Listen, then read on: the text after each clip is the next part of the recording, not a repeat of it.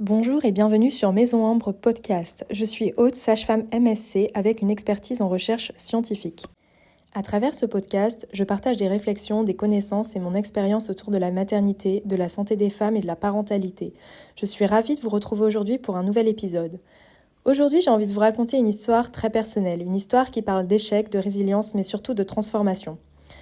Quand j'avais 13 ans, j'ai su que je voulais devenir sage-femme. C'était une évidence. Pourtant, si quelqu'un m'avait observé à cette époque, il aurait probablement trouvé ce rêve complètement absurde. J'avais peur du sang, j'avais peur des aiguilles, j'étais très sensible, très émotive et je faisais facilement des crises d'angoisse. Les matières scientifiques ne venaient pas naturellement non plus. Rien en apparence ne faisait de moi la candidate idéale pour devenir professionnelle de santé. Mais ce rêve vraiment était plus fort que tout. Alors, pendant des années, j'ai travaillé. J'ai pris des cours particuliers, notamment de maths, de physique. J'ai passé des mercredis entiers à la bibliothèque avec des piles de livres à essayer de comprendre des notions qui semblaient tellement absurdes pour moi, tellement difficiles à comprendre, mais faciles pour les autres. J'ai obtenu du coup mon baccalauréat scientifique et à 18 ans, je suis partie seule à Nice pour entrer en PACES. Et je crois que c'est là que les choses sont devenues vraiment difficiles pour moi.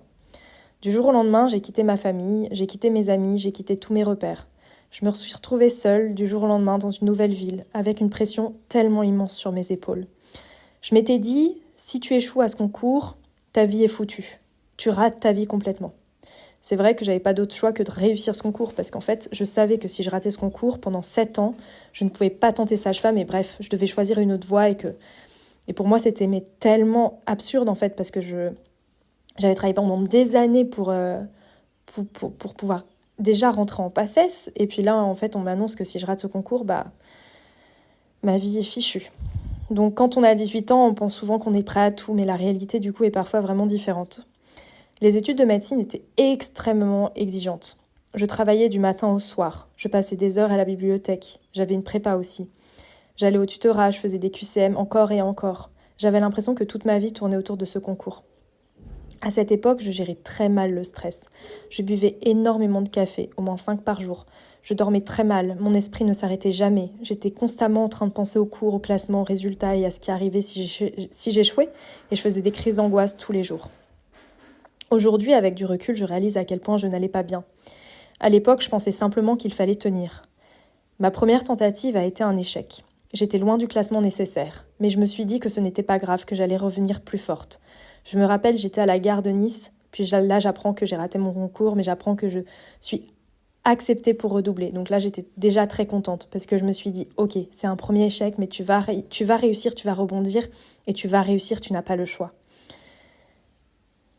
À l'époque, du coup, je pensais simplement qu'il fallait juste tenir et continuer. Alors j'ai redoublé d'efforts. Et cette deuxième année, je me suis investie encore davantage.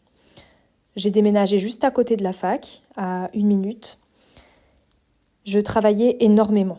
Les résultats au concours blanc étaient bons. J'étais dans les 200 premières au tutorat. J'étais régulièrement bien classée au tutorat. Vraiment, j'étais confiante. Pour la filière sage-femme, j'étais souvent dans les rangs, vraiment bien classée, qui me permettaient raisonnablement d'espérer réussir. Je savais que j'avais les connaissances, mais je ne maîtrisais toujours pas mes émotions, malheureusement. Et le jour du concours, lors de l'épreuve de biochimie, une matière avec un coefficient très important, j'ai fait vraiment une très grosse crise d'angoisse. Une de celles qui vous donne l'impression que votre corps ne vous appartient plus. Mon cœur battait à toute vitesse, mes pensées se brouillaient, je savais que j'avais travaillé, je savais que j'étais capable, mais à cet instant-là, mon anxiété a pris toute la place. J'ai eu beaucoup de mal à redescendre. Quelques semaines plus tard, les résultats sont tombés, j'avais raté ce concours avec maladresse. Je l'ai raté à un seul QCM. Une seule réponse, une seule place. Je me souviens encore du choc. J'étais à mon bureau dans ma maison, dans le sud de la France. Et puis j'ai annoncé à ma mère que j'avais raté le concours et que je me suis décomposée. Parce que je savais du coup qu'il fallait que je change de voie professionnelle. C'était vraiment le plus gros choc de toute ma vie. Donc j'avais 20 ans à ce moment-là. Rien que vous en parler, je suis un peu tremblante mais d'un autre côté, je suis contente de vous partager cette histoire. À cet âge-là, on a parfois l'impression qu'un résultat définit vraiment toute notre vie. J'ai vraiment eu l'impression que toute ma vie était ratée, que toute ma vie était fichue. Et je me rappelle de cette pensée que j'ai eue à ce moment-là. C'est pas grave, Aude, tu seras sage-femme à 30 ans. Parce que je savais que En fait, je ratais un concours, mais je ne perdais pas de vue mon objectif. Et je savais que je voulais être sage-femme. Je savais qu'il fallait attendre 7 ans pour être sage-femme, puis je sais qu'il fallait que la passerelle était en 2, 3, voire 4, voire 5 ans. Et du coup, je m'étais programmée dans ma tête, vu que j'avais 20 ans, je me suis dit, dans 10 ans, facile, je serai sage-femme. Le temps, les 7 ans, plus les 3 ans de passerelle, allez, à 30 ans, où t'es sage-femme. Et du coup, je me rappelle avoir eu cette pensée. J'ai 20 ans, je suis toute jeune, je suis à ce bureau. Je sais que ma vie est fichue parce que je me l'étais dit et répété. Mais j'ai cette pensée qui me dit, ne t'inquiète pas, à 30 ans, tu seras sage-femme. Et ça m'a tellement apaisée sur le moment, mais j'étais complètement perdue. Je me rappelle, je suis partie dans le jardin et pour essayer de trouver de l'air, en fait, j'arrivais plus à respirer. J'étais vraiment... il me fallait vraiment quelque chose. Et puis ma mère était autant désemparée que moi, donc j'avoue que j'ai reçu du soutien de personne à ce moment-là. Puis je suis restée dans ma bulle. J'ai pas voulu sortir pendant plusieurs semaines, j'ai voulu voir personne. Non, c'était très très compliqué. C'était vraiment une très très très très grande claque. Puis on nous a annoncé qu'il ne serait plus possible de retenter la filière pendant plusieurs années. J'ai aussi demandé à tripler auprès du doyen de la faculté de médecine. Ma demande a été refusée sous prétexte que les étudiants en médecine étaient prioritaires et que mon souhait d'être sage-femme n'était pas assez... Enfin bref, en gros, il aurait fallu que je tente médecine, quoi. Je me suis sentie complètement perdue, vraiment désemparée. J'avais l'impression que le rêve que je poursuivais depuis mes 13 ans venait vraiment de disparaître et que tous mes efforts n'avaient servi à rien. J'ai alors choisi de devenir infirmière parce on me présentait soit infirmière, soit psychologue. Et c'est probablement à ce moment-là qu'a commencé ma plus grande transformation parce qu'au fond, je n'avais jamais voulu être infirmière, je n'avais jamais voulu travailler dans l'urgence, je n'avais jamais voulu être confrontée au sang, aux aiguilles, aux vomissements, au sel et à tout ce qui me faisait peur en fait. Pourtant, je n'avais pas le choix, je devais avancer. Je me souviens encore de l'un de mes premiers stages. Il y avait des odeurs très fortes dans le service, des odeurs de vomissements, etc. J'essayais de faire bonne figure, mais mon visage me trahissait. Je me rappelle qu'une aide-soignante m'a regardée et m'a lancé quelque chose du genre « Si ça se voit déjà sur ton visage, tu n'y arriveras jamais ». Sur le moment, cette phrase m'a blessée. Avec du recul, je crois qu'elle a marqué un tournant, parce que j'ai compris que personne ne ferait ce travail à ma place. Personne n'allait venir dompter mes peurs pour moi. Personne n'allait apprendre à gérer mes émotions à ma place. J'ai donc commencé un véritable travail sur moi-même à cet instant. J'ai appris à respirer autrement, j'ai appris à gérer mon anxiété, j'ai appris à rester calme dans des situations qui m'auraient autrefois paralysée. J'ai appris à voir au-delà du sang, au-delà des aiguilles, au-delà de ce qui me faisait peur. J'ai appris à me concentrer sur les personnes que j'accompagnais plutôt que sur mes propres craintes. Et petit à petit, quelque chose a changé. Je suis devenue plus forte, pas parce que je n'avais plus peur, mais parce que j'avais justement appris à avancer malgré la peur. Pendant toutes ces années, malgré les détours, malgré les échecs, malgré les moments où tout semblait perdu, je n'ai jamais complètement abandonné mon rêve de devenir sage-femme. Je savais que j'allais le devenir, à 30 ans justement. Au fond de moi, je savais que j'y arriverais un jour, mais je ne savais justement pas comment. Je ne savais pas quand, mais je le savais. Et finalement, j'y suis arrivée pas à 18 ans, pas par le chemin que j'avais imaginé, tout beau, tout tracé, dans l'école de mes rêves, mais avec une expérience, une maturité, une force intérieure que je n'aurais probablement jamais développée autrement. Aujourd'hui, quand je repense à cette jeune fille de 18 ans qui pleurait devant ses résultats, qui faisait des crises d'angoisse, qui avait peur du sang, des aiguilles et de tout ce qui l'attendait, j'ai envie de lui dire quelque chose de très simple, continue. Continue parce que l'échec n'est pas toujours la fin de l'histoire.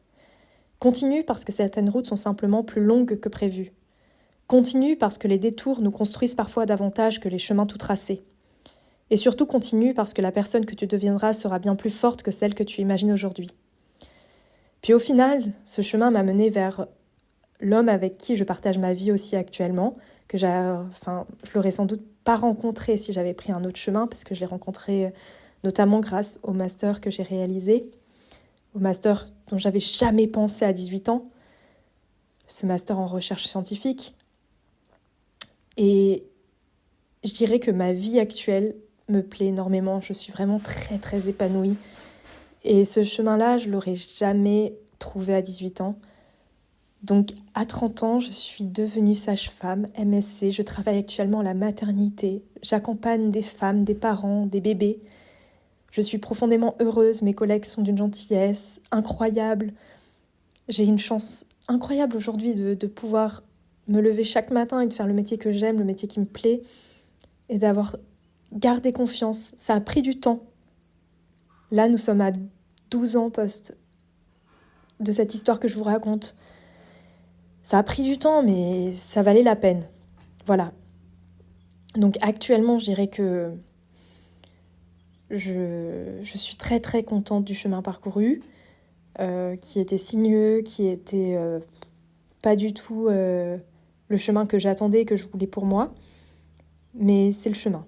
Et puis c'est comme ça, on n'a pas le choix. Parfois, on traverse des épreuves et on doit les surmonter. La vie, elle n'est pas toute belle. Les chemins ne sont pas tout beaux, tout roses, tout tracés. Et parfois, ça demande plus de courage, plus d'investissement, plus de profondeur. Et puis je dirais que c'est la vie, en fait. Enfin, pour tout le monde, tout n'est pas tout beau, tout rose. Donc, en tout cas, merci de m'avoir écouté. J'ai très hâte de vous retrouver dans un prochain épisode. En tout cas, je vous ai raconté une partie de mon histoire, assez intime, mais ça me tenait à cœur parce que je viens de recevoir beaucoup de messages sur Instagram de jeunes filles qui ont traversé la même chose que moi, la même histoire, et avec qui je partage et on se sent beaucoup moins seul. Je vous dis à très bientôt pour un nouvel épisode de Maison Ambre Podcast. Et je vous remercie encore de me suivre. On se retrouve sur Instagram où je partage beaucoup. À très vite.